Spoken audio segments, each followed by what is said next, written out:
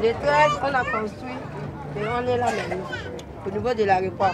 Sylvie Koudou-Bangui retourne dans les ruines de sa maison dans l'ex-camp des déplacés de Kaga-Bandero en Centrafrique. C'est la première fois qu'elle revient sur les lieux un mois après la tuerie qui a fait au moins 37 morts au cœur d'un pays où la moindre étincelle attise le conflit entre Séléka et Anti-Balaka. Ce sont les Séléka et les musulmans. Mais ce n'est pas tous les musulmans.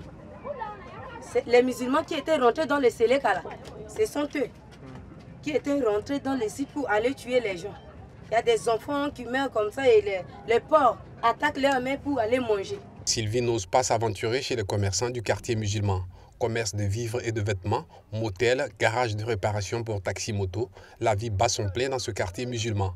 Selon plusieurs témoignages, des éléments de la Séléka, voire des combattants soudanais ou tchadiens, se glissent parmi les civils pour commettre des massacres. On veut juste faire du commerce et rien que la paix. Mais les anti-Balaka nous bloquent le passage. Depuis 2 mois, on n'a pas travaillé. Depuis 2 mois, il sert à paix.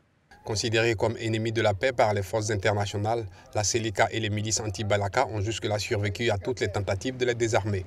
Même si le centre de Bangui connaît une relative accalmie, les quartiers périphériques de la capitale et les autres villes du pays sont le théâtre de massacres récurrents. Avec le départ de la force française, les observateurs craignent un embrasement du pays.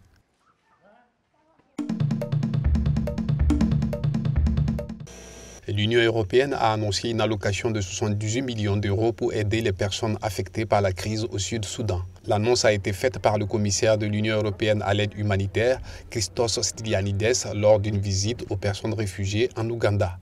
I want to encourage Uganda to keep its generous. Je veux encourager l'Ouganda à poursuivre sa politique ouverte et généreuse envers les réfugiés. C'est un cas exemplaire de pays ouvrant ses portes aux réfugiés et ne les traitant pas comme un fardeau.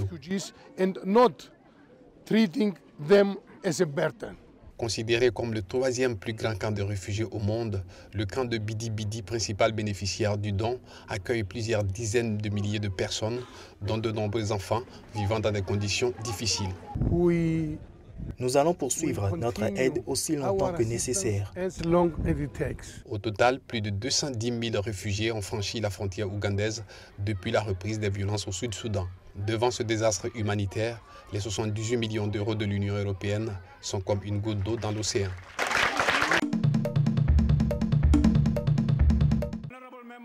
L'opposition sud-africaine ne lâche pas la pression sur le président Jacob Zuma, empêtré dans des scandales de corruption.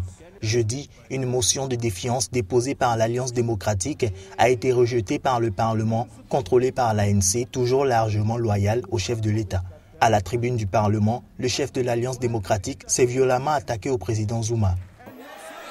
Nous pouvons choisir de laisser un homme s'enrichir ou aider des millions de gens à se libérer de la pauvreté.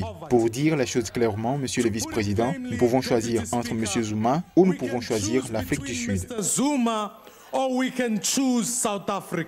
Le texte rejeté à 126 voix pour et 214 voix contre fait suite à la publication la semaine dernière d'un rapport de la médiatrice de la République qui a révélé l'influence exercée sur le gouvernement par la richissime famille Gupta avec la complicité du chef de l'État.